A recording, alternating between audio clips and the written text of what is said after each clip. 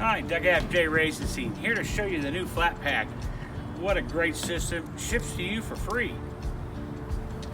You have your 20-inch carbon, 40-inch RO, and that's right, 20-inch DI that you can change the resin yourself.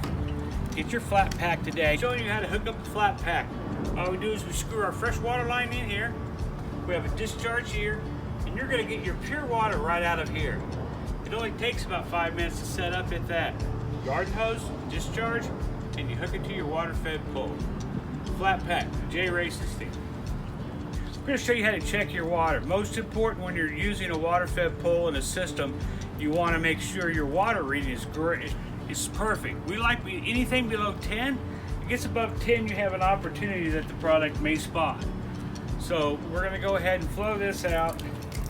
Take your TDS meter, power it up, take some water, you put it in here, and it's going to give you a reading.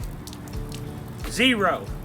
Flat pack, J.Racenstein. Test your water every time you use your water-fed pole. J.Racenstein.